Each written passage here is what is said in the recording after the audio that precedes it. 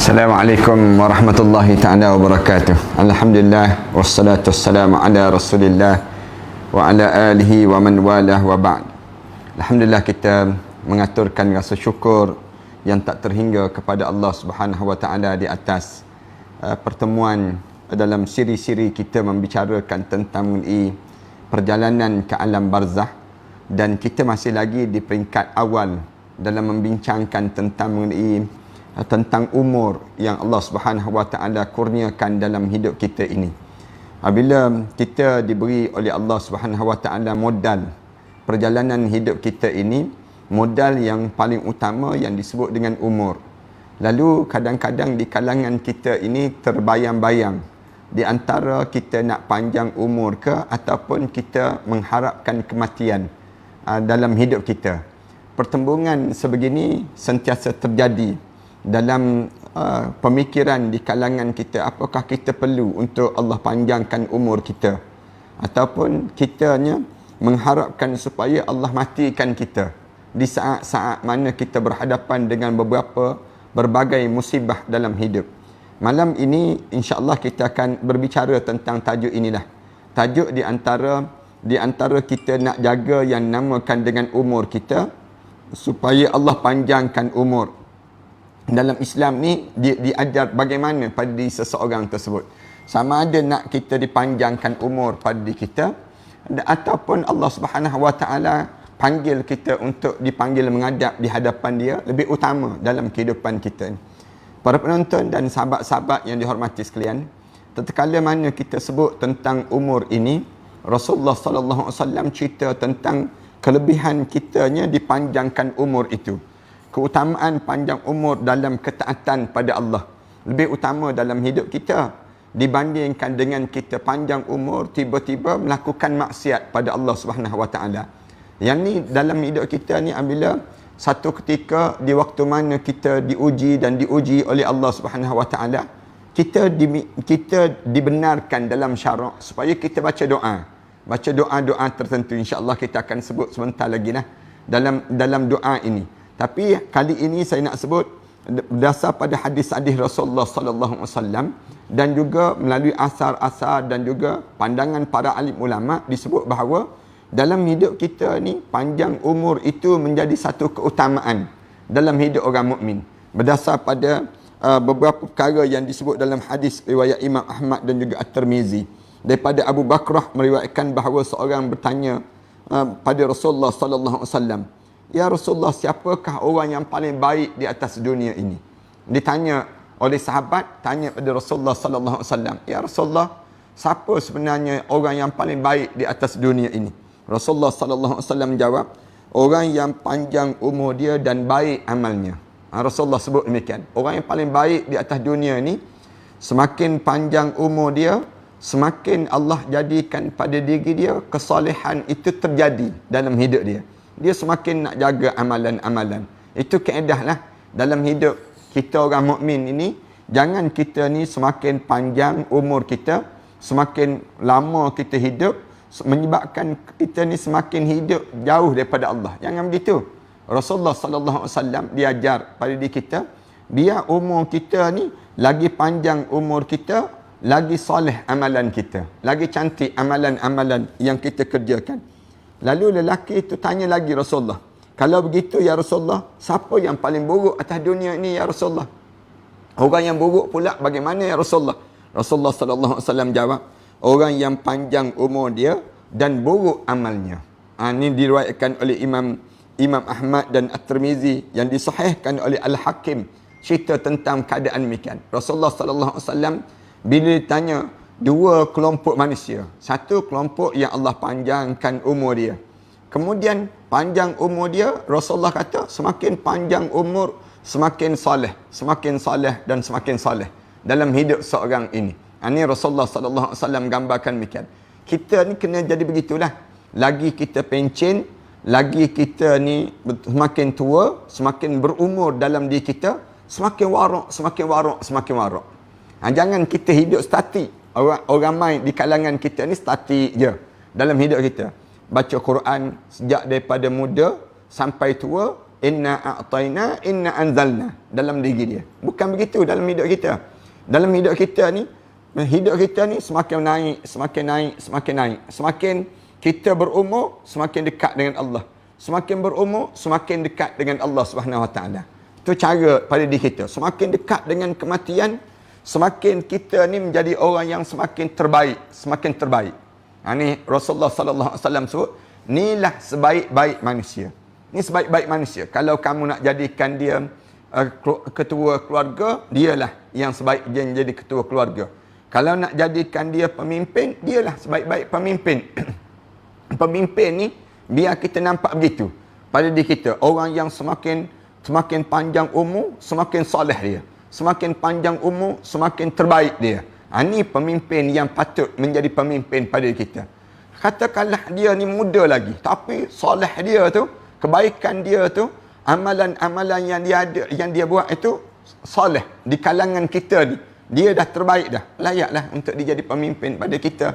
Yang ni yang menyebabkan Rasulullah kata, orang yang terbaik, orang yang umur dia dipanjangkan oleh Allah, semakin cantik amalan dia. Manakala orang yang buruk, Rasulullah sallallahu alaihi wasallam sebut, bila dia tanya, orang yang macam mana? Dia semakin panjang umur, semakin jauh dengan Allah. Ini dia semakin menurun. Ada orang semakin menegak dalam hidup dia. Ada orang yang semakin teruk. Semakin tua, semakin tak nak solat. Semakin tua, semakin dia buka aurat. Semakin tua, semakin mulut dia tak boleh nak jaga. Mulut dia ni suka mencarut, suka bercakap benda-benda yang kotor dan sebagainya. Ni tanda apa dia? Tanda dalam hidup dia, umur yang Allah jadikan pada dia semakin memburuk dan semakin memburuk. Jangan begitu. Kita dimulakan dengan hidup kita ni, semakin lama semakin soleh, semakin soleh, semakin soleh. Abu Hurairah meriwayatkan bahawa Rasulullah sallallahu alaihi wasallam pernah bersabda, orang yang paling baik di kalangan kalian adalah orang yang paling panjang umurnya dan paling baik amalnya. Rasulullah sallallahu alaihi wasallam ajar demikian. Kita ni, biar kita ni berdoa, ya Allah, semakin aku ni panjang umur, ya Allah, semakin solehlah aku, ya Allah. Semakin panjangnya umur aku ni, ya Allah, semakin dekatlah aku dengan kamu, ya Allah. Jangan kita ni semakin panjang umur, orang Melayu kita sebut semakin panjang umur, semakin menggatal. Semakin panjang umur, semakin kita jauh dengan Allah. Semakin panjang umur, semakin tak nampak kewarakan kita. Jangan demikian. Biar kita ni lagi panjang umur, lagi kita tinggalkan dunia. Lagi kita dekat dengan akhirat Allah Subhanahu Wa Taala. Jangan kita panjang umur, lagi panjang umur kita, lagi kita jauh, lagi jauh kita dengan Allah Subhanahu Wa Taala, dan dalam masa yang sama kita semakin buruk pribadi kita ini sendiri. Na'udzubillah min dzalik. Kemudian Ubadah ibn Samit meriwayatkan bahawa Nabi sallallahu alaihi wasallam pernah bertutur, mahukah kalian aku beritahu mengenai orang yang paling baik di antara kalian? Ubadah bin Samit disebut, Rasulullah pernah tanya, kamu nak tak kalau aku bagi tahu pada kamu orang yang paling terbaik di kalangan kamu? Siapa orang paling terbaik di kalangan kalian? Lalu sahabat-sahabat sebut, tentulah ya Rasulullah, kami nak tahu siapa yang semakin panjang umur, semakin baik di kalangan orang yang paling baik di kalangan kami ni, kami nak tahu ya Rasulullah. Lalu Rasulullah sebut, iaitu orang yang tetap dalam Islamnya dan paling panjang umurnya di antara kalian jika benar-benar dia dalam keadaan lurus dengan agamanya. Rasulullah sallallahu alaihi wasallam sebut demikian. Orang yang tetap dalam Islam, hidup dia istiqamah dengan Islam. Start daripada awal hidup dia dengan Islam, kemudian berterusan dengan Islam panjang umur dia. Kemudian panjang umur dia di antara kalian, kemudian dia benar-benar lurus dalam agama. Maksudnya, bila panjang umur, maka dalam keadaan dia panjang umur tersebut, dia semakin baik dengan agama, semakin dia ni bertambah amalan-amalan salih dalam hidup dia. Dan kita pun nampak orang yang sebegini, lagi dia panjang umur dia, lagilah yang menyebabkan dia ni semakin dekat dengan Allah Subhanahu Wa Taala. Kita boleh nampak amalan-amalan yang mereka kerjakan ini. Auf ibn Malik berkata, saya pernah mendengar Rasulullah sallallahu alaihi wasallam bersabda. Rasulullah pernah sebut, setiap kali mana umur seorang Muslim itu panjang, pasti hal itu baik baginya. Rasulullah sebut demikian. Kalau ditanya, kita bincang tajuk pada malam ini ni, mana baik di antara kita umur panjang ke pendek umur. Kalau kamu Muslim, sebaiknya panjang umur. Kalau kamu tidak Muslim, kamu tidak percaya pada akhirat Allah dan sebagainya, lebih baik kamu pendek umur. Dibandingkan dengan panjangnya umur dalam keadaan yang taat dan panjangnya umur dalam keadaan buat maksiat pada Allah Subhanahu Wa Taala. Islam diajar, kalau kamu nak panjang umur boleh. Dengan syarat apa dia? Semakin kamu panjang umur, semakin kamu soleh. Semakin kamu panjang umur, semakin kamu dekat dengan Allah. Ni tak, semakin panjang umur, semakin kerap kita duduk depan televisyen untuk tengok wrestling dan sebagainya. Semakin panjang umur, lama-lama mata kita ni tak nampak. Bukan tak nampak kerana apa dia? Habis masa kita dengan kerja sia-sia untuk dunia. Biarlah kita ni semakin kita tua, semakin rajin baca Quran. Sampai peringkat saya pernah sebutkan, orang yang dia semakin soleh dalam hidup dia, semakin dia berumur, semakin dia baca dan baca Al-Quran Karim, sehingga kan kita nampak tanda kesolehan yang ada pada diri dia. Orang macam ni, panjanglah umur panjang mana pun, kita akan rasa kehilangan dia bila dia dipanggil menghadap di hadapan Allah. Orang soleh, bila dia nak meninggal dunia, orang dunia ni akan terasa Allah sayunya. Macam kita kehilangan Allah yarham Tuan Guru Datuk Ni Abdul Aziz Nikmat. Kita rasa sayu kita, sedih kita. Bila kita kehilangan Allah yarham Tuan Guru Datuk Dr. Harun Din, misal contohnya. Kita rasa Datuk Ishak Baharum, kita rasa. Kenapa dia kita rasa? Soleh dia. Orang-orang soleh ni, kalau dia meninggal dunia, dunia ni akan turut serta sayu dan sedih. Dengan amalan-amalan yang baik yang dilakukan waktu mana dia hidup dahulu. Tapi jangan sampai peringkat bila kita meninggal dunia, orang sebut, Alhamdulillah mati juga dia ni. Lama dah berdoa nak suruh mati. Tak mati-mati, lihat pula tu, orang sebut demikian. Ini punca apa dia? Punca kita tidak ada amalan yang soleh. Amalan kita ni, Rasulullah sebut, khairun nas man yanfa'un nas. Sebaik-baik manusia, orang yang boleh bawa manfaat pada manusia yang lain. Ni orang yang terbaik. Kerana Allah jadikan umur dia dengan umur-umur yang Allah kurniakan dalam hidup dia tu, semakin dia dekat dengan Allah Subhanahu Wa Taala dengan amalan-amalan. Amalan apa? Ada jemaah yang akan tanya, amalan apa Ustaz yang perlu kita nak jaga sangat dengan umur kita? Saya sering kali sebut 3 je amalan yang besar, yang patut kita jaga sangat-sangat. Yang pertama, tolong jaga yang disebut dengan keyakinan kita dengan Islam. Jaga. Hidup kita ni jangan bagi bergoyang dengan Islam. Jangan kita teragak-agak dengan Islam. Kerana ramai orang kita ni, dia teragak-agak. Saya ni boleh percaya ke dengan Islam, dia sebut demikian. Saya dalam bab ekonomi, saya tak boleh terima Islam. Saya dalam bab pendidikan, saya tak boleh terima Islam. Dia sebut demikian.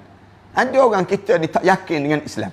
Padahal Rasulullah ajar, biar kita ni, lagi kita semakin berusia, semakin kuat keyakinan kita dengan Islam. Jangan bergoyang keyakinan kita dengan Islam ni. Ramai di kalangan kita dia teragak-agak dalam hidup dia, teragak-agak dengan Islam. Padahal Allah ajar pada kita, wala tamutunna illa wa antum muslimun. Jangan kamu mati kecuali saat mana kamu mati, kamu benar-benar seorang Muslim. Pada kamu. Tuan-tuan kena ingat, dalam hidup saya dan hidup tuan-tuan ni, kita ni pula, bila kita semakin tua, semakin lemah badan kita. Badan kita ni jadi tak kuat. Bila badan kita tak kuat, kadang-kadang cara kita berfikir pun tak sekuat dengan waktu mana kita muda dahulu. Orang-orang tua dia nak fikir mudah. Dia nak fikir tak nak dah, fikir letih-letih dan sebagainya. Lalu waktu ni lah waktu yang paling senang untuk diserang oleh syaitan. Syaitan dia kata, kamu jangan percaya sepenuhnya dengan Islam. Kamu jangan yakin sepenuhnya dengan Islam. Padahal bila sebut Islam, udkhulu fis-silmi kaffah.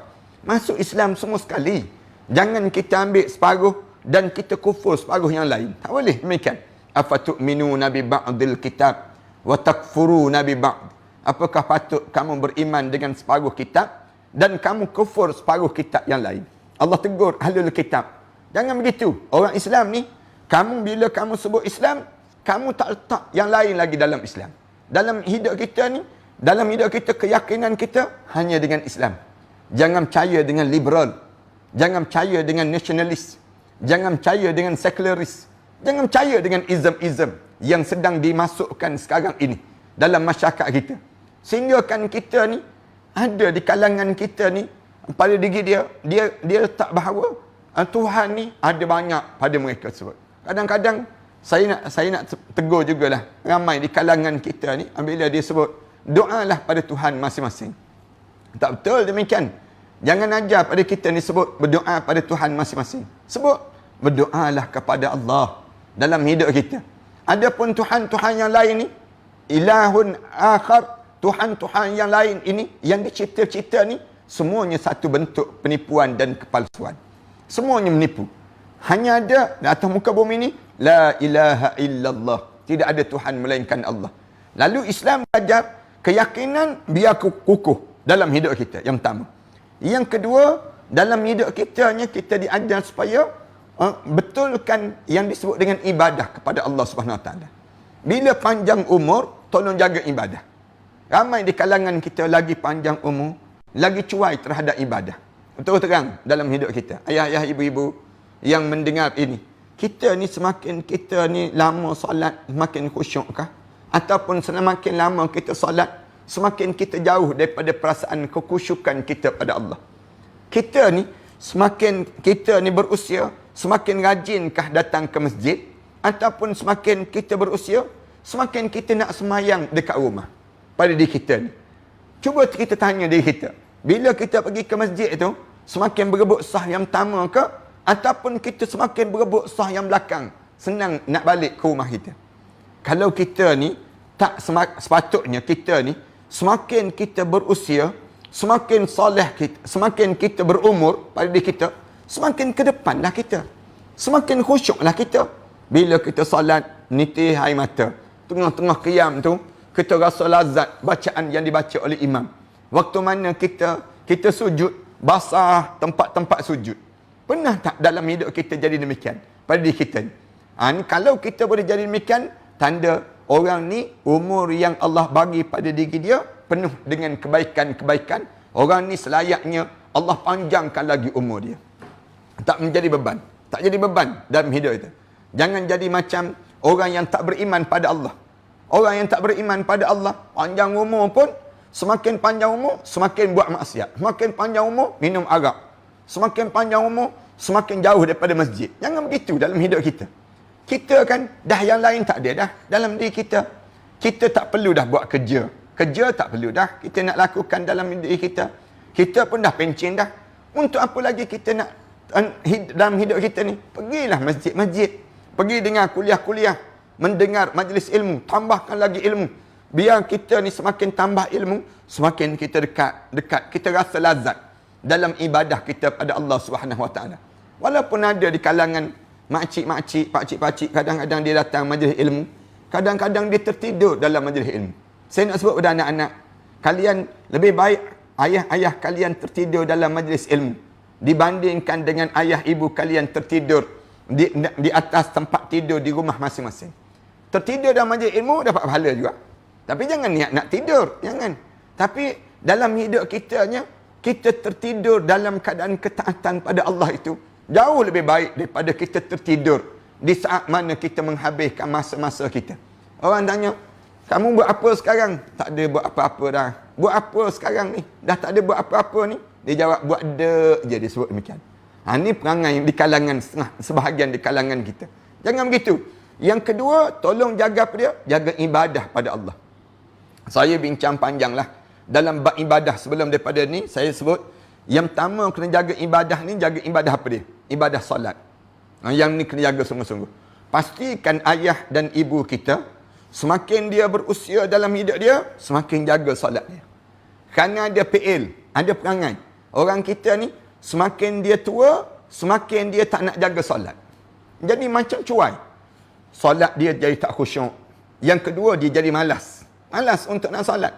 Yang ketiga, pada diri dia tersebut, malas untuk nak berjemaah, malas. Malas untuk nak solat pun malas. Yang ni yang bahaya. Biar kita ni fokus. Anak-anak ni, di kalangan anak-anak ni, tengok mak ayah kita ni.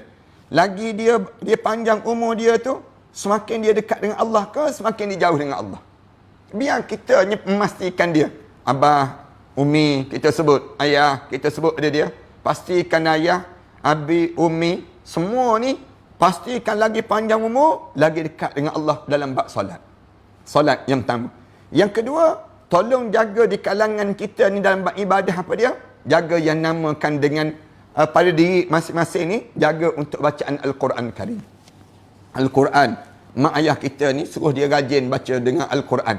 Baca Quran dengan Quran. Dalam rumah tu, jangan kita biarkan berlalu begitu saja dalam hidup kita tanpa membaca Al-Quran. Jangan.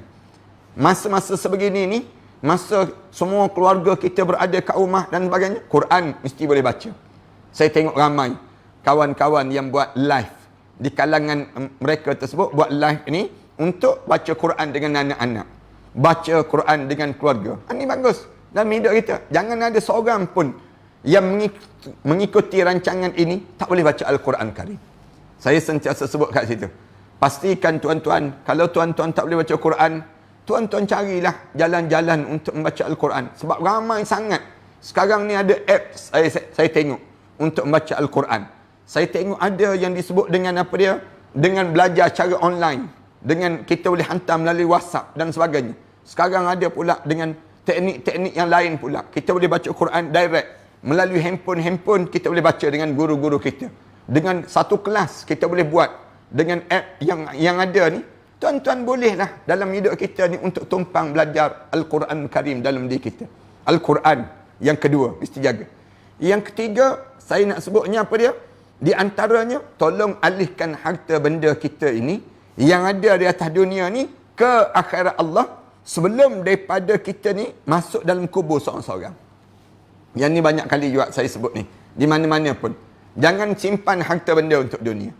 Ayah-ayah kita bila panjang umur, mak kita panjang umur, bagi tahu pada dia terus. Mak ada tanah, ayah ada tanah. Tanah-tanah ni kita settlekan dulu untuk keluarga dan sebagainya. Lepas pada tu baki tu untuk bekalan mak dan juga ayah ke akhirat Allah SWT. Ramai di kalangan kita ni biar. Tahu-tahu mak dia meninggal dunia. Ayah dia meninggal dunia. Masuk dalam kubur di saat mana harta benda tak selesai. Harta benda ni tertinggal di atas dunia. Bila tertinggal, anak-anak orang kelahi berebut. Berebut yang tu, berebut yang ni. Nak bahagian tu, nak bahagian yang depan, bahagian belakang dan sebagainya. Bila berebut ni, mak dan ayah yang masuk dalam kubur ni terseksa kerana apa dia? Kerana tak sempat nak alihkan harta ni ke akhirat Allah SWT. Panjang umur, biar kita ni jaga ibadah. Yang ni saya masukkan. Yang ketiga, panjangnya umur ni, semakin panjang umur, semakin jaga akhlak. Tolong jaga perangai. Perangai di kalangan kita ni. Biar cakap kita cakap semakin orang tengok cara kita bercakap. Tanda-tanda ahli syurga Allah SWT. Dalam hidup kita ni, bila kita bermuamalah dengan orang pun orang tahu. Ni aku sedang bermuamalah dengan ahli syurga ni. Ni jadi demikian. Kerana apa dia? Panjang umur kita tu orang tengok. Oh, solehnya dia. Dengan karangan-karangan kitabnya. Dengan amalan-amalan hidupnya. Kehidupan dia ni. Ni bila panjang-panjang umur sebegini, orang yang panjang, Allah jadikan panjang umur dia. Panjang sebegini, orang ni, perangai akhlak dia pun bagus, kata-kata dia pun lurus. Kemudian tingkah laku dia pun terbaik. Yang ni perlu dikekalkan dalam hidup mereka ni sendiri. Ramai lagi orang-orang alim di kalangan kita ni. Dan kita pun tengok perangai-perangai mereka tersebut. Semakin mereka ni, semakin dalam hidup mereka tersebut, panjang umur, semakin soleh dalam kehidupan mereka ini sendiri. Kita buat contoh Tuan Guru Datuk Seri Abdul Hadi Awang lah. Di antara orang yang Allah panjangkan umur dia, Alhamdulillah. Dan kita tumpang ilmu daripada dia banyak. Daripada dia. Karang kitab-kitab yang banyak. Kemudian dalam masa yang sama pula, dia mengajar tak berhenti lagi. Daripada sejak dia muda sampai dia tua ni, tafsir Al-Quran, baca kitab dan sebagainya. Banyak ilmu yang kita boleh tumpang daripada mereka ni. Ramai lagi orang-orang soleh, orang alim, tok-tok guru yang berada di kampung. Yang ni tok guru yang kita nampak dalam masyarakat. Tok guru yang terlibat dengan politik Islam. Yang dia faham bagaimana politik Islam. Ini contoh yang mudah dalam di kalangan kita. Ada juga orang yang Allah panjang umur, semakin panjang umur, orang semakin menyampah dengan dia. Kenapa? Kerana buruknya akhlak. Tak adanya peribadi di kalangan mereka ini menyebabkan mereka jauh daripada kerahmatan Allah Subhanahu wa taala. Kemudian Talhah berkata bahawa Nabi sallallahu alaihi wasallam bersabda, Tidak ada seorang pun yang lebih baik kedudukan di sisi Allah daripada seorang mukmin yang dipanjangkan umurnya dalam Islam. Dengan panjangnya umur dalam Islam, banyaknya memuji Allah Subhanahu Wa Taala. Semakin panjang umur dia, cakap tentang dunia tak banyak dah pada diri dia. Dia lebih suka dalam hidup dia bila panjang umur dia ni, semakin banyak dia puji Allah. Puji je Allah Subhanahu Wa Taala, mengagungkan Allah dan mentauhidkan Allah. Mulut dia ni sentiasa sebut alhamdulillah, alhamdulillah, alhamdulillah. Di bibir ni tak berhenti dengan alhamdulillah. Saya suka sebut demikian. Kalau tuan-tuan ajar pada diri kita, keluarga kita, biar kita ni sentiasa sebut alhamdulillah. Alhamdulillah manjang. Alhamdulillah sehingga menjadi takjub pada malaikat-malaikat. Menjadi takjub pada para malaikat Allah dengan kalimah alhamdulillah yang keluar daripada bibir kita. Alhamdulillah ya ala kulli hal. Segala puji bagi Allah di atas segala keadaan. Dan dalam hadis Rasulullah sebut, ajaban li amril mu'min in amrahu lahu khair. Takjub para malaikat Allah dengan orang mukmin. Aku takjub dengan orang mukmin. In amrahu lahu khair. Semua yang berlaku dalam hidup dia ni baik. Elok je manjang. In asabatu darra sabara fakana khairan lah. Kalau dia kena musibah dalam hidup dia, dia sabar. Darra dalam hidup dia, perkara yang menyusahkan hidup dia, sabara fakana khairan lah. Itu yang terbaik dalam hidup dia. Wa in kana asabatul khaira syakara fakana khairan lah. Orang ni kalau dia diberi kebaikan pada diri dia, dia akan syukur. Itu yang terbaik dalam hidup dia. Walaysa zalika illal mu'min. Tak akan berlaku perkara demikian kecuali mesti dia ni orang mukmin. Orang mukmin je dalam hidup demikian. Orang mukmin ni orang yang dia syukur sepanjang masa. Panjang umur dia tu, dia sebut alhamdulillah. Alhamdulillah. Orang tanya pada dia, pak cik, petua apa pak cik guna sampai umur sampai sebegini rupa? Dia jawab, alhamdulillah, Allah yang mengurniakan pada saya nikmat ini.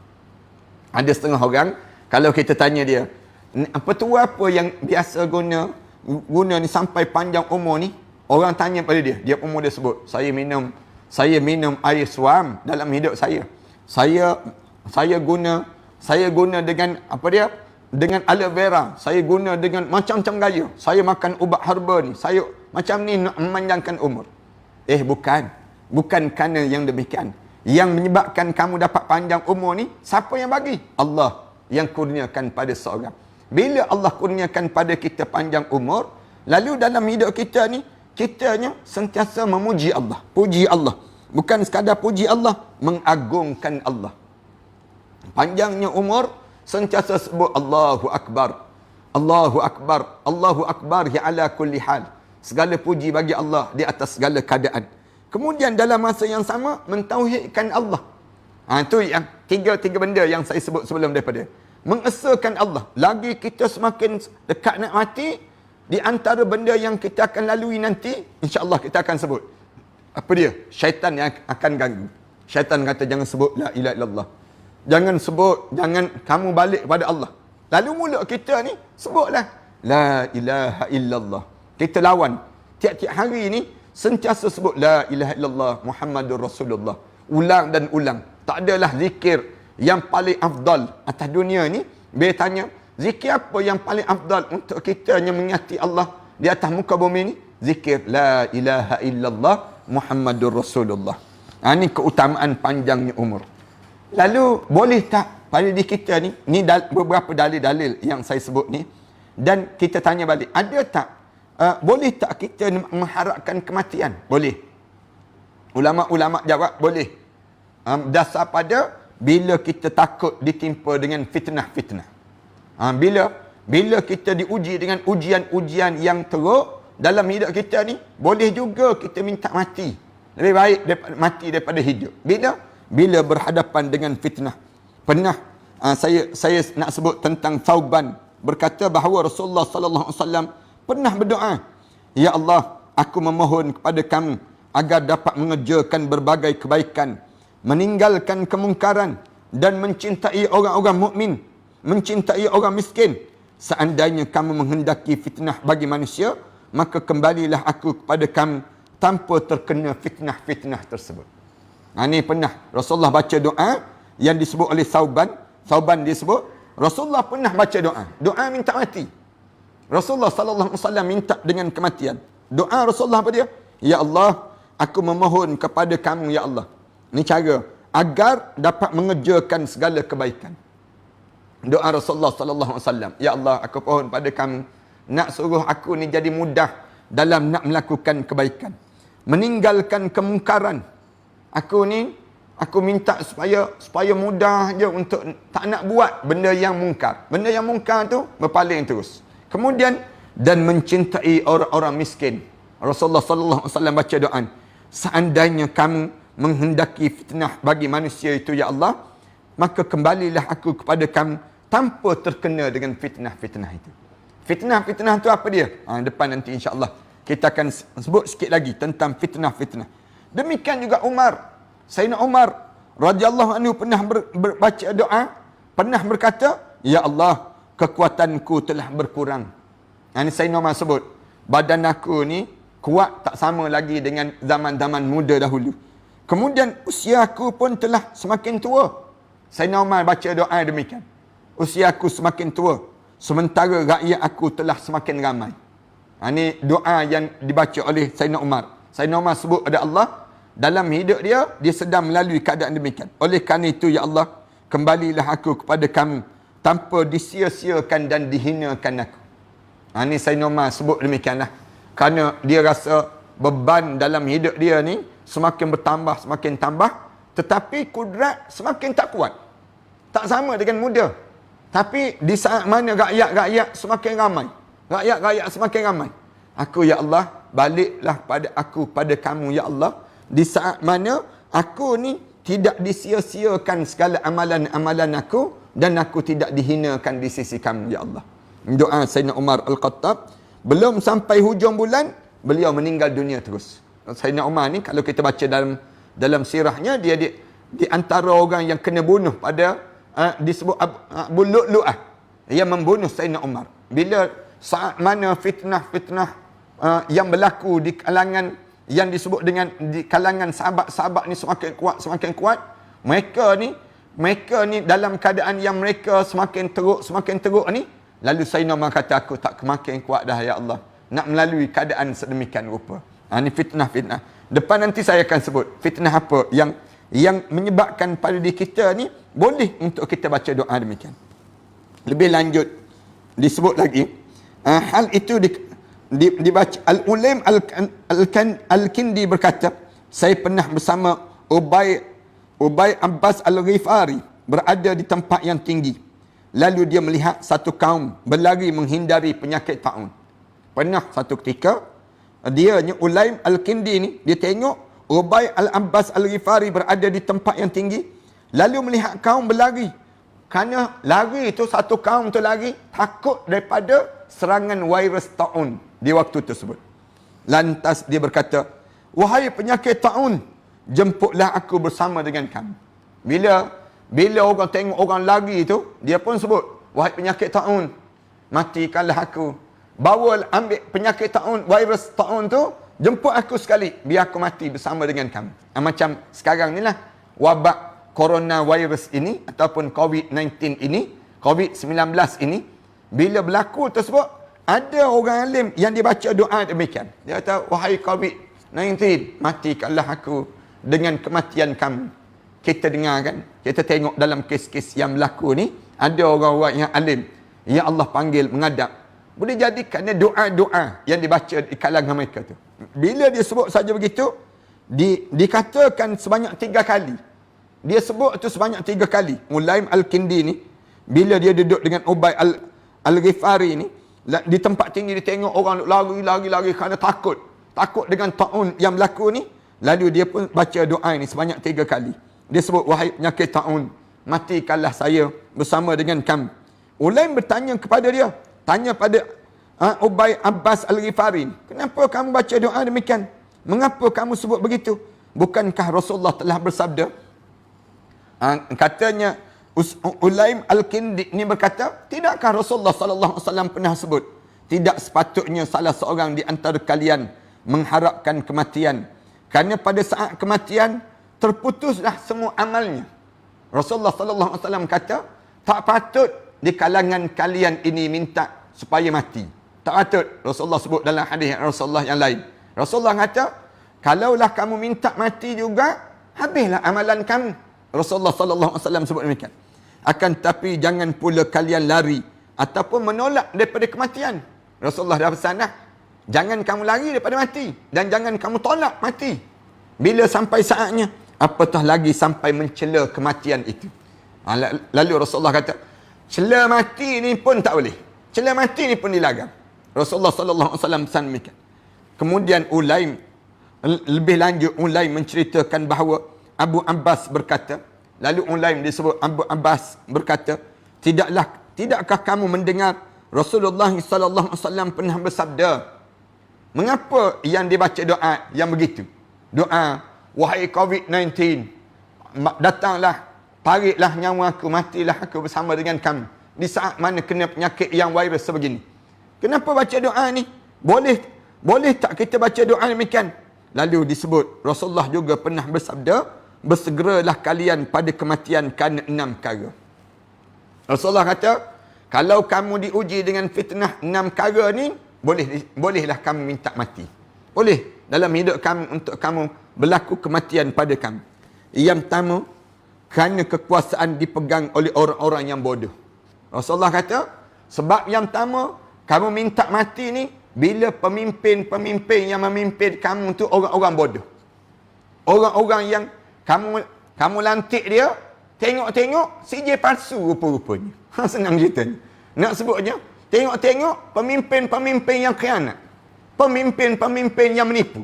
Pemimpin yang tak jaga kepentingan ummah. Tetapi pemimpin yang sibuk nak jaga kepentingan mereka itu sendiri. Puak-puak mereka ini sendiri. Ini pemimpin-pemimpin yang bodoh. Itu sebab yang pertama. Bila kamu dapat pemimpin yang bodoh, sijil palsu, pemimpin yang sijil palsu, menipu dan sebagainya, di waktu ini, kamu lebih baik kamu mati daripada kamu hidup dalam keadaan yang kamu dapat pemimpin yang membodohkan rakyat ini sendiri. Kemudian, yang kedua, kerana banyaknya polis. Bila maksudnya banyaknya polis ni apa dia? Kerana banyaknya jenayah. Bila banyak jenayah, polis pun semakin kena bekerja keras. Menyebabkan di waktu ini, jenayah-jenayah tersebar di kalangan umat manusia. 2. Yang 3, kerana diperjualbelikan hukum agama. Sebab yang 3, kenapa kamu boleh minta mati ni? Bila hukum agama ni, tak tahu dah. Orang dalam hidup dalam keadaan tak tahu halal haram. Orang tak kenal yang disebut dengan dosa pahala. Sibuk masing-masing fikir tentang nak jaga perut masing-masing. Agama ni, agama dijual beli begitu je. Orang tanya, apa hukum judi? Apa hukum yang disebut dengan arak? Dia pun jawab, judi kalau ada lesen, haram disebut demikian. Ni, nak sebutnya gambaran pada mereka. Hukum agama diperjualbeli pada mereka sebut. Kemudian, yang keempat, kerana diremehkan darah. Bunuh-membunuh terjadi. Pembunuhan, adik-beradik bunuh sama-sama adik-beradik. Darah ni tak ada nilai lagi dalam hidup di kalangan mereka tersebut. Kemudian seterusnya, kerana diputuskan silaturrahim, serta Al-Quran dijadikan sebagai seruling oleh sekelompok manusia, iaitu pada mereka mengumpulkan seorang untuk menyanyikan Al-Quran bagi mereka, padahal ia adalah orang yang paling sedikit pemahaman terhadap Al-Quran Karim. Rasulullah sallallahu alaihi wasallam sebut, apabila di kalangan kamu menampilkan orang yang mula dalam keadaan yang memutuskan silaturahim, masing-masing sibuk dengan kehidupan dunia. Saya sebut banyak kali lah, ada hikmah kot Allah jadikan COVID-19 ini untuk kita cari balik adik-beradik kita. Kalau tak buat COVID-19 ini, boleh jadi kita ni sibuk lagi hidup kita. Bila berlaku COVID-19 ini, menyebabkan berlakunya tahanan terhad ni, baru seorang isteri perasan dia ada suami rupa-rupanya. Baru seorang suami perasan dia ada isteri dalam hidup dia. Baru dia perasan mak ayah, baru perasan dalam hidup masing-masing ada anak rupa-rupanya. Baru tahu.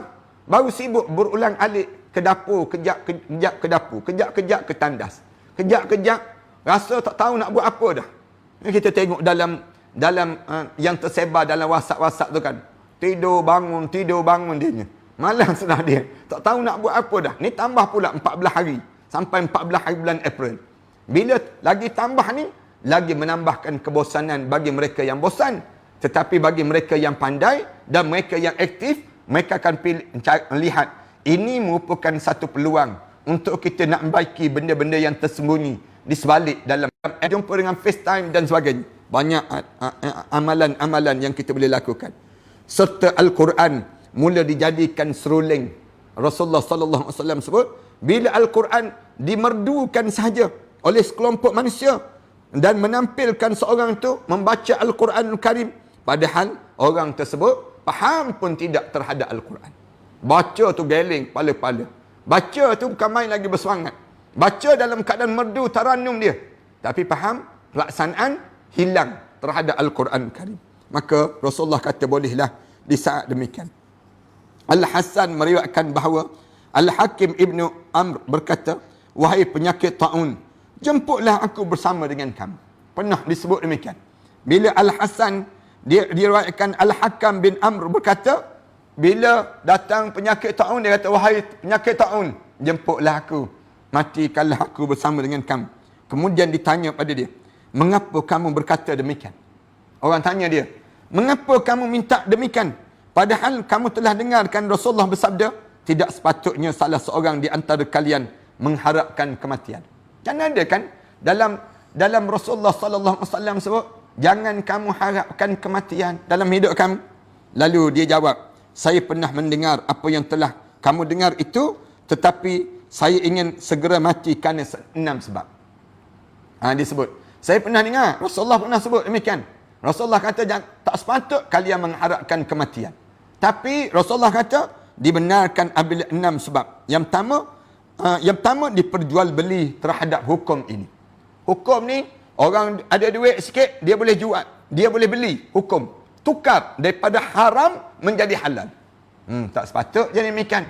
Dia pergi jumpa dengan ustaz, ustaz, saya ni bayar sekian-sekian pada ustaz.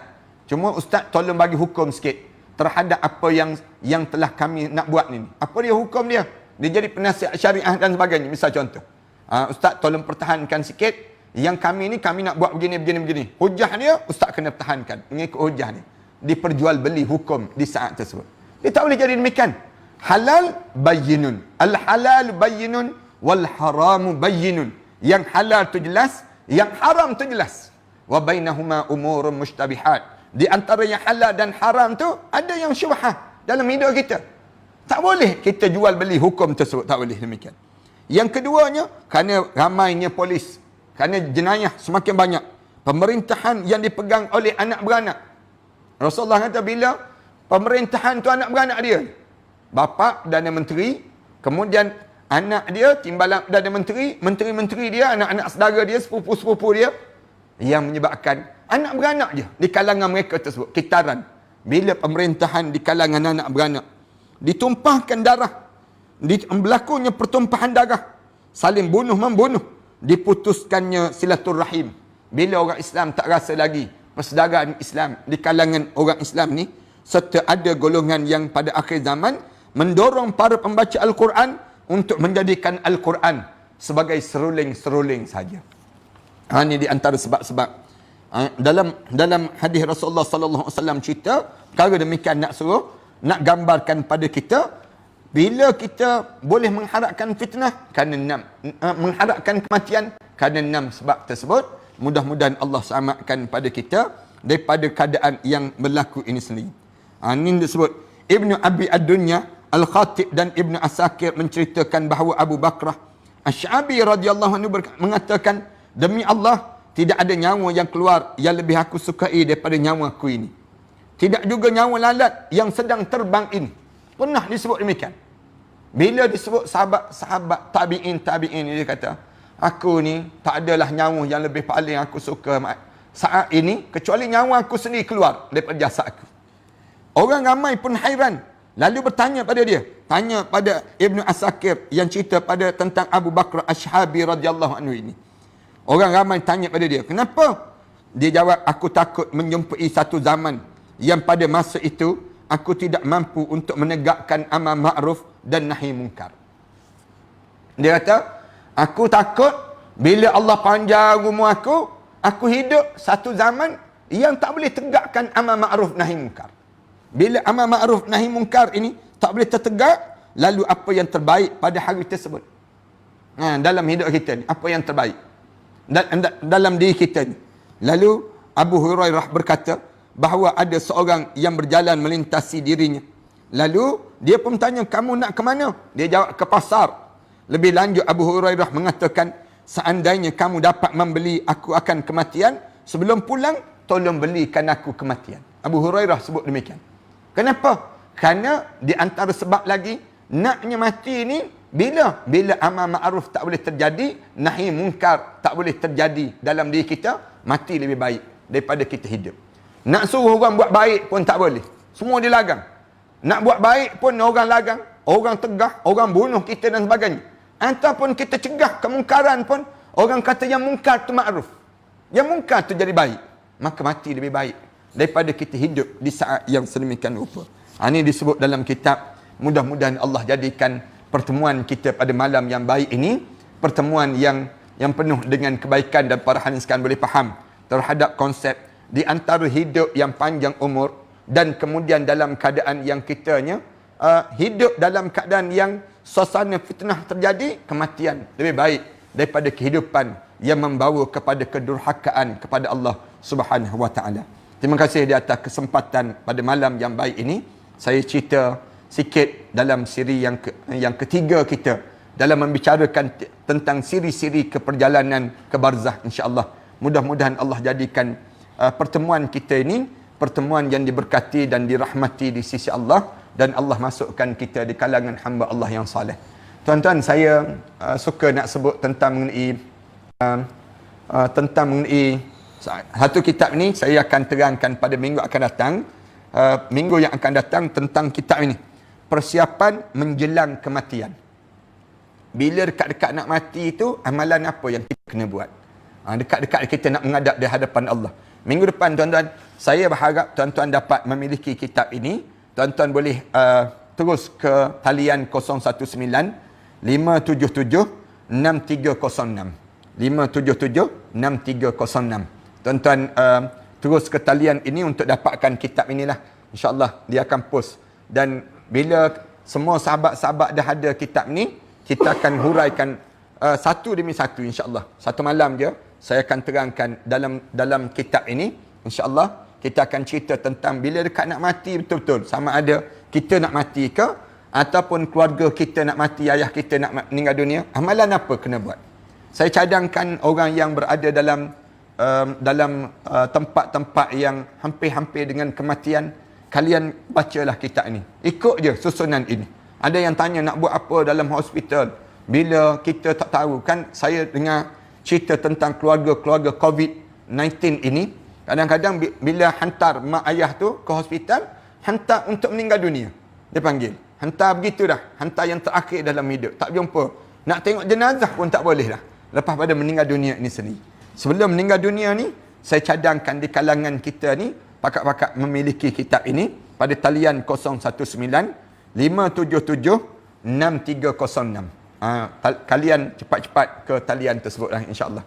Kemudian saya suka juga nak sebut bahawa kita sedang mengumpulkan barangan dapur ini. Tuan-tuan, kita nak dapatkan barangan dapur ini untuk kita sedang agih-agihkan. Hari ini kita telah agihkan dekat dengan 150 kit di kalangan orang-orang yang terhad perjalanan mereka. Ada di kalangan kita ni orang yang susah-susah dan sebagainya.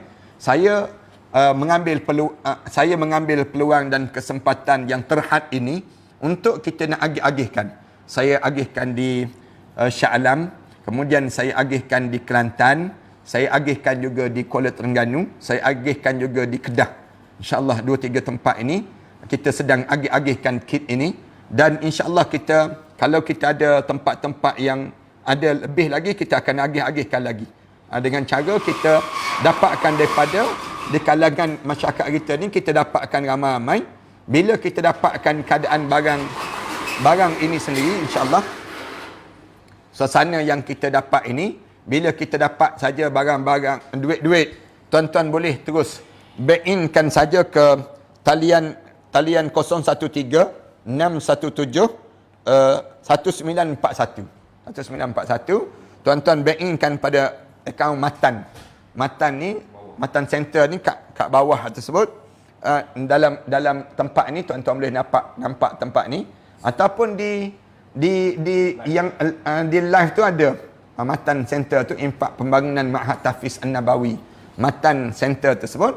Tuan-tuan ambil nombor akaun itu, tuan-tuan online kan, dan insya-Allah kita setakat ni kita telah hantar dana-dana ini, dan sumbangan-sumbangan ini kita sedang gerakkan. 14 hari lagi tempoh yang ditambahkan ini menjadi kesukaran dan kesusahan. Tak mudah para hadis kan. Di kalangan masyarakat kita ramai yang susah-susah. Di samping tersebut, saya juga telah minta supaya dapur tokku untuk bungkuskan nasi-nasi di sekitar frontliner kita ni. Kita bagi nasi bungkus. Kalau tuan-tuan rasa RM50 itu besar sangat, tuan-tuan boleh bank inkan dalam RM7 saja. RM7 untuk satu bungkus nasi ini sendiri. Bila tuan-tuan masukkan dalam RM7 dalam akaun Matan Center ni juga, saya harap tuan-tuan SMS maklumat 013-906-1204. Ni talian ini tuan-tuan terus ke talian ini, maklumkan pada dia saya telah bank-inkan sejumlah demikian.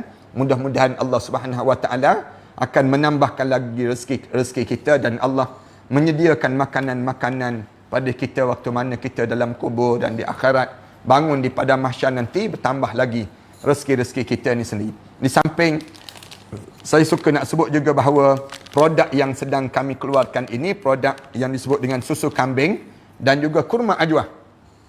Tuan-tuan boleh combinekan, tuan-tuan dapatkan bahan-bahan ini di talian di Matan Bis 019-258-2293. Ini di antara semua produk-produk bagi saya membangunkan balik sekolah Ma'had Tahfiz yang sedang saya bangunkan ini. Di belakang saya ni ada lebih kurang 5 buah sekolah tahfiz. Satu di Kelantan, satu lagi di Pahang, satu lagi di Shah Alam, Syekh Syalapan, satu lagi di Pulau Langkawi, satu lagi di Kuala Terengganu. Dan kita bantu juga satu Ma'had Tahfiz di selatan Thailand. Dan insya-Allah saya akan maklumkan dari masa ke semasa nanti insya-Allah. Walaupun sekalipun saya nak ucap terima kasih banyak-banyak pada sahabat-sahabat yang telah memberi bantuan dan sumbangan. Ada sahabat-sahabat yang macam-macam gaya lah, mulut-mulut manusia ni, yang suka pun ada, yang tak suka pun ada, yang sibuk dengan dalam keadaan mengeji dan mencaci dan sebagainya. Kita tak layan. Saya kesian saja pada mereka-mereka yang mengeji dan mencaci tersebut, tetapi saya doakan mudah-mudahan Allah buka hati-hati di kalangan kita ini sendiri. Ada soalan yang ditanya ni, di YouTube ni kita digalakkan, Kunina tanya, kita digalakkan sentiasa berzikir dan berselawat setiap masa. Tanyaan saya, boleh dikira biji tasbih apabila berzikir dalam hati sambil bekerja ataupun berjalan? Terima kasih Ustaz. Sama ada kita nak kira ataupun kita tak nak kira, terpulang. Kalau nak kira, itu pun disebut dalam hadis Rasulullah. Yang tak terkira pun disebut juga dalam hadis Rasulullah sallallahu alaihi wasallam. Rasulullah sallallahu alaihi wasallam ajar dua-dua. Kita nak kira pun tak apa, kalau kita tak nak kira pun tak apa. Misalnya contoh yang dikira, kalimah subhanallah walhamdulillah wala ilaha illallah wallahu akbar.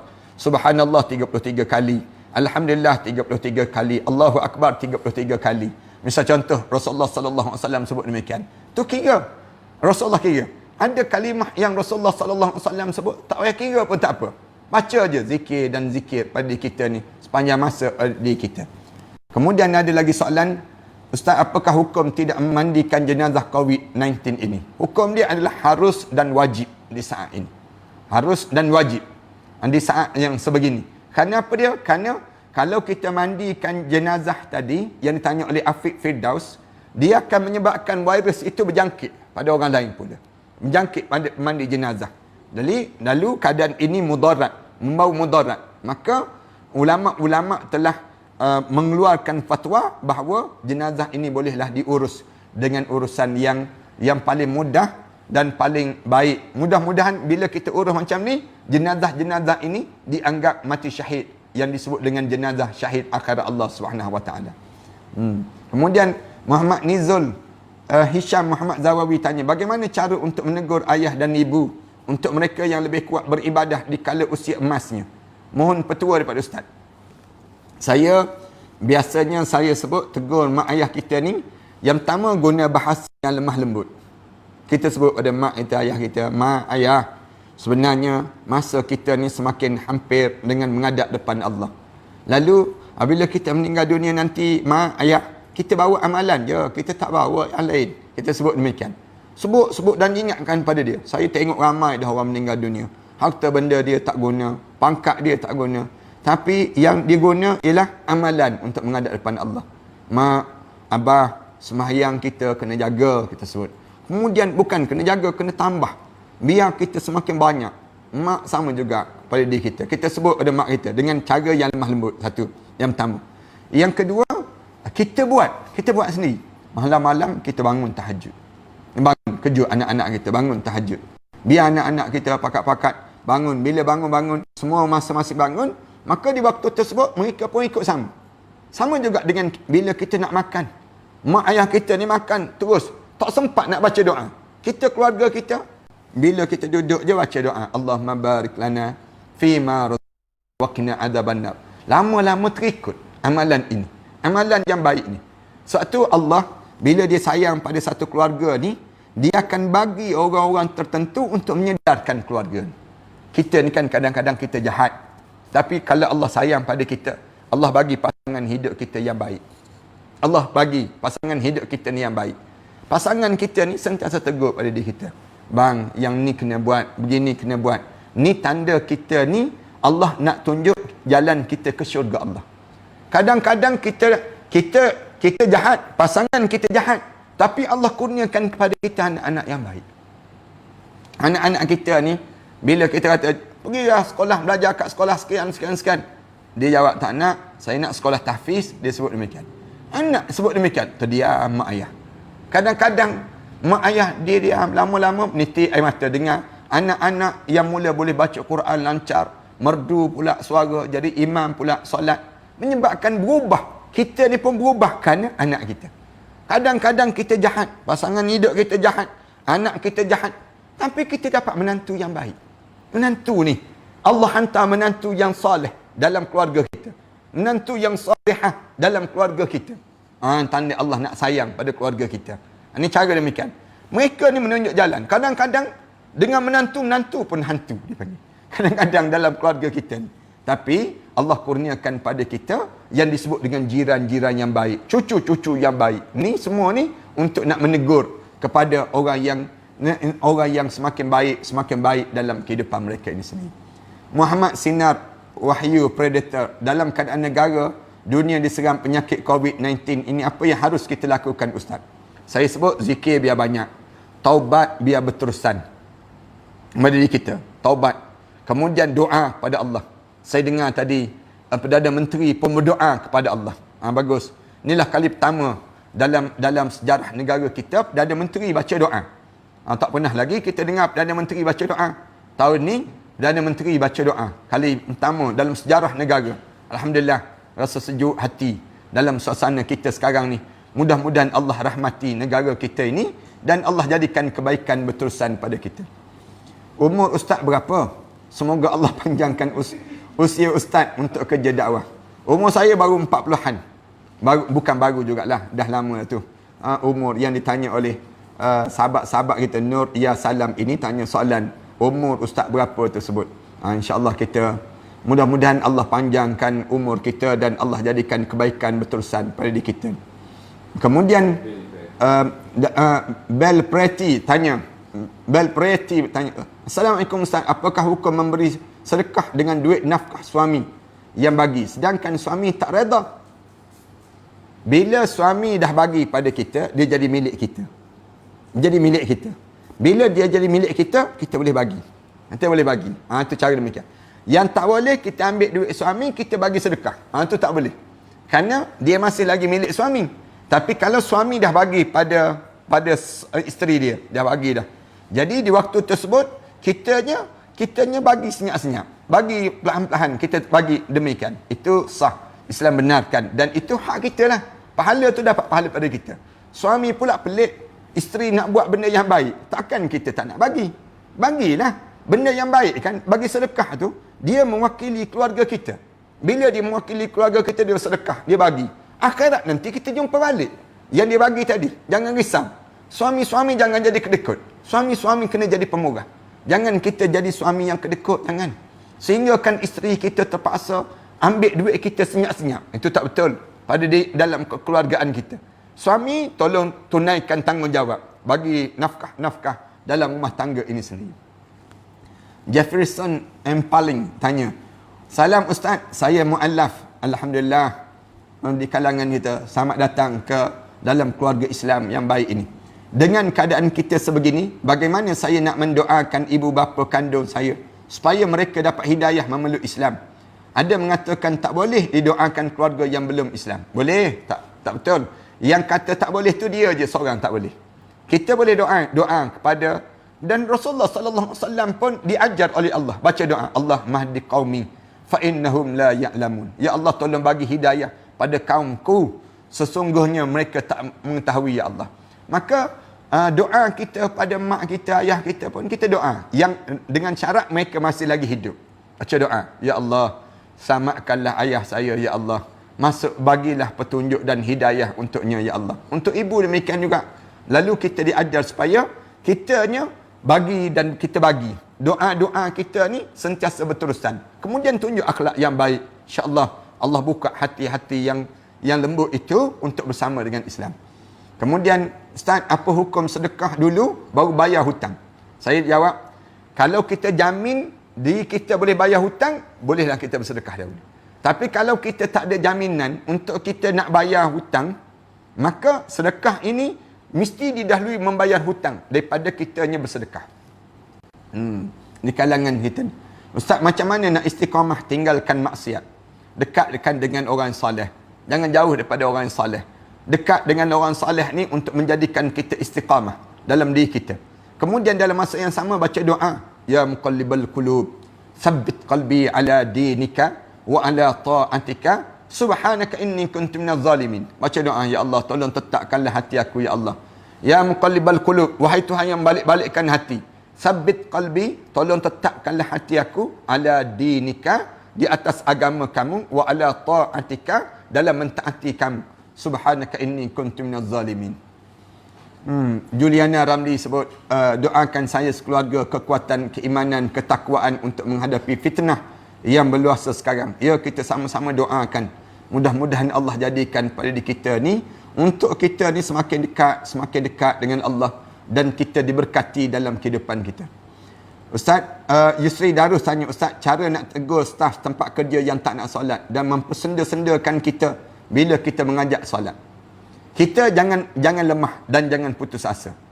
Jangan kita ni kecewa dengan tiap kali mana orang mengejek kita, orang kata pada kita. Kita ni kena kuatkan jiwa kita. Kerana kita tahu bukan kita seorang dicerca, dipersenda, tetapi Nabi Muhammad sallallahu alaihi wasallam itu dipersenda. Dengan kita ajak solat pun, yang Rasulullah ajak orang solat pun, di waktu tersebut Rasulullah dipersenda. Rasulullah diletakkan dengan perut lembu di atas kepala Rasulullah, menangiskan Fatimatul Zahra. Dan kita ni, dalam diri kita jangan putus asa. Hari ni mungkin mereka tak kenal, mereka tak tahu kita, tapi lama-lama insya-Allah Allah Subhanahu Wa Taala akan bukakan hati mereka.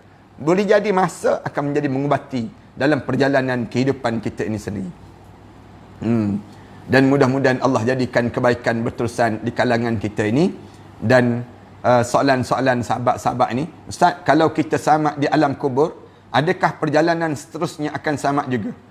Ya, mudah-mudahan kita tidak diganggu lagi. Bila masuk dalam kubur, start daripada kita mula masuk kubur, sampailah kita ni selamatnya. Siapa yang selamat dalam kubur, Rasulullah sebut, selamatlah yang akan datang nanti. Manakala orang yang tak selamat di awal masuk kubur, maka di waktu tersebut panjanglah perjalanan dia, dan seksaan itu semakin lama, semakin panjang, semakin lama, semakin panjang, untuk dia sampai ke dalam syurga Allah Subhanahu Wa Taala. Mudah-mudahan Allah jadikan pada diri kita lah. Ada yang minta doa, salam Ustaz, tolong doakan saya cepat bertemu dengan jodoh. Kemudian saya juga saya jaga mak dan saya selepas mana abah saya meninggal. Moga doanya Allah berkati pada kita insya-Allah. Mudah-mudahan Allah ketemukan jodoh yang baik pada mereka yang belum bertemu dengan jodoh ini, dan kita harap supaya Allah jadikan kebaikan ini bertambah di kalangan kita dan Allah jauhkan kita daripada yang namakan dengan daripada kita hidup dalam keadaan yang bersendirian dan dengan maksiat-maksiat yang terjadi di kalangan kita ini sendiri, insya-Allah. Kemudian ada yang tanya lagi tu, tanya Kuriso Wado tanya, Ustaz, boleh tak kalau korban gunakan duit hak main kutu, Ustaz? Main kutu boleh.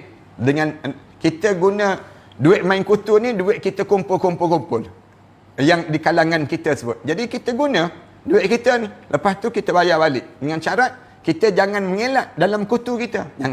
Jangan ada yang buat khianat dalam kutu ni sendiri. Tu.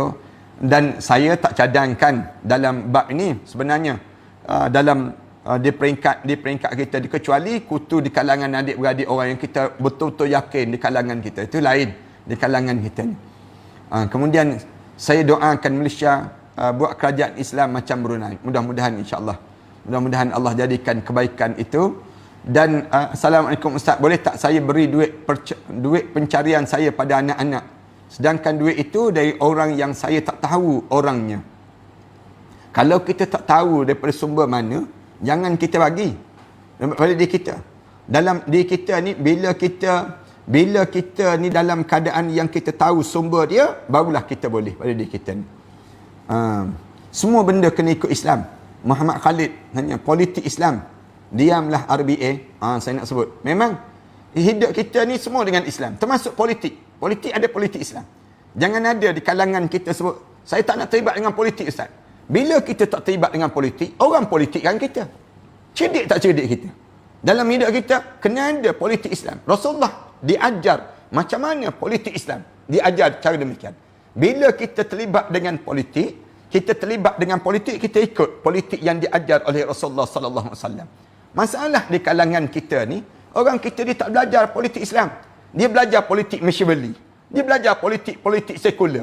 Yang menyebabkan akhirnya berlakulah yang disebut dengan cacian, makian, kejian ini. Tapi kalau kita ikut politik Islam, insya-Allah selamat. Dunia ni diurus dengan pengurusan Islam, disusun dengan pengurusan Islam. Maka dia waktu ini selamatlah pada diri kita. Sayang orang kita ni, bila tak faham politik, tiba-tiba dia hentam alim ulama. Dia tak reti. Dia caci maki Tok Guru Haji Adi. Di antara orang yang faham politik Islam. Dia belajar dalam siasah syariah. Politik dia politik Islam. Dia belajar. Di peringkat ilmu dia, tak ada orang politik di Malaysia kita ni yang belajar politik Islam kecuali Tok Guru Datuk Seri Abdul Hadi Awang dan juga beberapa orang lain yang ada ni sendiri. Politik Islam ni yang Allah bagi pada kelebihan pada orang-orang yang alim sebegini, dia boleh nampak benda apa yang nak berlaku. Benda apa yang akan berlaku pada mereka sebut. Yang ni yang disebut ittaqu firasatul mu'minin. Bertakwa kamu dengan firasat orang mukmin. Rasulullah ajar demikian. Maknanya dalam hidup kita ni jangan ada di kalangan kita tak terlibat dengan politik. Tuan-tuan dekat nak meninggal dunia nanti, tuan-tuan, politik ni bila ruh sampai di halqum ni, syaitan menyamar menjadi arwah ayah. Menyamar menjadi arwah ibu kita. Waktu mana menyamar tersebut, ramai mana orang kita ni terkeluar daripada Islam yang dalam keadaan masing-masing kerana tak kukuh politik mereka dengan politik Islam itu sendiri. InsyaAllah kita sampai masa nanti kita akan bercerita dalam bab yang demikian insyaAllah. Kemudian dalam Facebook lagi, Ustaz, sistem syura itu apa? Syura maksudnya mesyuarat cara Islam. Duduk ramai-ramai orang-orang alim yang faqih, orang dia ada syarat-syarat ahli syura. Orang yang dia panggil syura ni dalam bahasa Arab, mesyuarat dalam bahasa Melayu. Lalu mesyuarat cara syura ni diajar dalam Islam macam mana? Orang yang alim, orang faqih, orang yang saleh, orang ni selayaknya untuk berada dalam ahli majlis syura, dia panggil demikian. Ahli majlis syura ni ahli majlis mesyuarat lah di kalangan kita. InsyaAllah. Salam Ustaz, bolehkah saya bersedekah tetapi pahala saya membayar hutang orang yang rompak dan samun saya ketika mana dahulu? Macam mana pula tu dipanggil? Siapa yang samun siapa ni? Bila saya membayar hutang orang yang saya rompak, dia pernah jadi perompak dan saya samun ketika dahulu. Tak boleh demikian. Yang rompak dan samun tu kita kena bayarlah kita kena bayar sendiri. Kita kena bayar jumpa balik dengan yang kita rompak, yang kita pernah samun mereka tu, kita jumpa balik. Atau kalau kata ustaz, saya tak jumpa dah orang macam tu, saya tak tahu kat mana. Hari-hari kita ni derma niat pada orang yang kita samun, orang yang kita pernah rompak dahulu. Amalan-amalan kita ni kita baca, ya Allah tolong ampunkanlah dosa kita dengan amalan-amalan ni. Amalan yang baik kita ni, innal hasanatu yuzhibnas sayyiat. Benda yang baik yang kamu buat menghabiskan benda yang buruk yang berlaku dalam hidup kamu sebelum daripada ini. Jadi saya harap supaya sahabat-sahabat Samsul Hasrina ini, mudah-mudahan Allah jadikan pada kalian orang yang dibukakan hati, dan Allah jadikan kebaikan yang tambah sehingga akan terhapus dosa-dosa yang sebelum daripada ini, insya-Allah. Terima kasih sekali lagi tuan-tuan pada malam yang baik ini. Mudah-mudahan Allah jadikan pertemuan kita ni pertemuan yang diberkati dan dirahmati di sisi Allah. Mari kita sama-sama baca doa. Mudah-mudahan doa kita ni mengangkat bala-bala yang sedang melanda di kalangan kita pada saat ini. A'udzubillahi minasyaitonirrajim. Bismillahirrahmanirrahim. Alhamdulillahirabbil alamin. Wassalatu wassalamu ala asyrafil anbiya'i wal mursalin wa ala alihi wa sahbihi ajma'in. Allahumma shrah lana sudurana wa hassin akhlaqana wa yassir lana umurana. Ya Allah, ya Tuhan kami, saat negara kami sedang dilanda dengan COVID-19 ini, ya Allah, kami pohon pada kamu, ya Allah, agar kamu mengangkatlah bala-bala yang sedang, virus-virus yang sedang menyerang kami ini, ya Allah. Kamu ringankanlah bebanan masyarakat kami ini, ya Allah. Kamu tambahkanlah rezeki bagi mereka yang banyak menyumbang sumbangan-sumbangan yang baik itu, ya Allah. Ya Allah, ya Tuhan kami, berilah peluang untuk kami berramadan dengan keadaan kembali sebagaimana biasa, ya Allah. Ya Allah, bagilah peluang untuk kami, ya Allah, untuk menikmati bulan Ramadan yang indah yang bakal menjelang tidak berapa lama lagi ini, ya Allah. Jadikanlah peluang untuk kami sujud dan sujud pada kamu, ya Allah. Di saat mana kami menadah tangan ini, ya Allah, rumah-rumah kamu menjadi sepi, ya Allah. Bacaan ayat Al-Quranul Karim itu tiada lagi kedengaran daripada rumah-rumah kamu, ya Allah. Majlis-majlis ilmu ini, ya Allah, hanya melalui online saja, ya Allah. Kami pohon pada kamu, ya Allah, agar kembalikanlah kami dalam keadaan seperti sedia kala, ya Allah. Kedamaian dan ketenangan dalam negara ini, ya Allah. Dalam dunia ini, ya Allah. Ya Allah, anugerahkanlah pada kami, ya Allah, pemimpin-pemimpin yang saleh, ya Allah. Pemimpin-pemimpin yang mentaati perintah kamu, ya Allah. Agar mereka memimpin kami ke syurga kamu, ya Allah. Jauhkanlah kami daripada mendapat pemimpin-pemimpin yang khianat, ya Allah.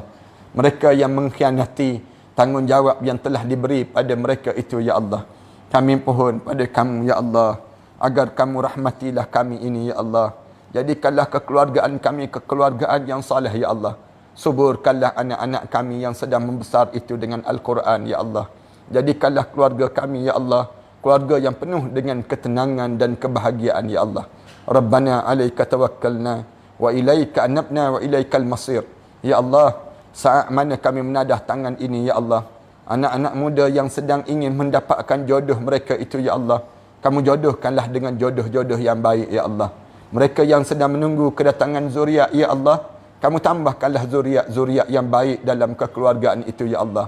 Anak-anak yang tidak mempunyai rezeki-rezeki kerja-kerja yang baik itu, ya Allah, kamu jadikanlah pada mereka, ya Allah, rezeki-rezeki yang menambah dan kebaikan yang terusan, ya Allah. Rabbana alaika tawakkalna wa ilaika anabna wa ilaikal masir. Rabbana atina fid dunya hasanah wa fil akhirati hasanah wa qina adzaban nar. Sallallahu ala Muhammad wa ala alihi wa sahbihi wa sallam. Walhamdulillahi rabbil alamin.